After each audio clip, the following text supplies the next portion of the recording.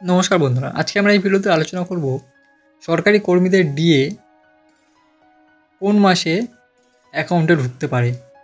তো latest update কী আছে সেই সমস্ত ইনফরমেশান এই ভিডিওতে আলোচনা করব। ভিডিওটি অবশ্যই শেষ পর্যন্ত দেখুন। ভিডিও শুরু করার আগে বলে দিই, এই সমস্ত ইনফরমেশান বিভিন্ন মিডিয়া, নিউজ আউটলেট এবং ইন্টারনেট থেকে সংগ্রহ করেছি। তো যে কোনো সিদ্ধান্ত নেওয়ার আগে নিজে একবার রিসার্চ করে নেবেন। চলুন শুরু করি। দেখুন, সরকার শীঘ্রই কেন্দ্রীয় সরকারি কর্মচারী এবং পেনশনভোগীদের মহার্ঘ ভাতা এবং মহার্ঘ ত্রাণ বৃদ্ধির সুবিধা দিতে পারেন।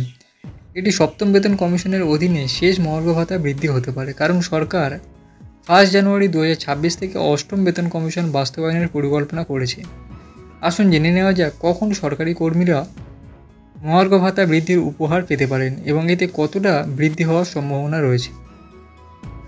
আচ্ছা, এবার জানবো কখন ডিএ বৃদ্ধি পাবো। তো সরকার বছরে দুবার ডিএ সংশোধন করে, প্রথমবার জানুয়ারিতে এবং দ্বিতীয়বার জুলাই মাসে। এবারের নতুন হার 1 জুলাই থেকে প্রযোজ্য হবে, তবে সাধারণত এটি সেপ্টেম্বর বা অক্টোবর ঘোষণা করা হয়। কর্মীরা জুলাই, আগস্ট এবং সেপ্টেম্বরের বকেয়া বেতন পান। সরকারি কর্মচারীরা আশা করবেন যে সরকার উৎসবের মরশুমের আগে সেপ্টেম্বরে ডিএ বৃদ্ধির ঘোষণা করবে। এবার দীপাবলি 20 অক্টোবর, এমন পরিস্থিতিতে সরকার সেপ্টেম্বরের বেতনে বকেয়া যোগ করে সরকারি কর্মচারী এবং পেনশনভোগীদের দীপাবলির উপহার দিতে পারে।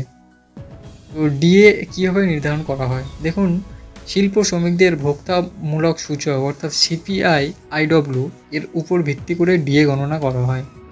শ্রম ব্যুরো প্রতি মাসে এই তথ্য প্রকাশ করে। সরকার গত 12 মাসের গড় সিপিআই আইডব্লিউ ব্যবহার করে সপ্তম বেতন কমিশন সূত্রের অধীনে ডিএ নির্ধারণ করে। বর্তমানে ডিএ 55%। মিডিয়া রিপোর্ট অনুসারে এটি 3% থেকে 4% বৃদ্ধি পাওয়ার সম্ভাবনা রয়েছে। যদি সরকার 3 থেকে 4% বৃদ্ধির অনুমোদন করে, তাহলে ডিএ 58 থেকে 59% পৌঁছতে পারে।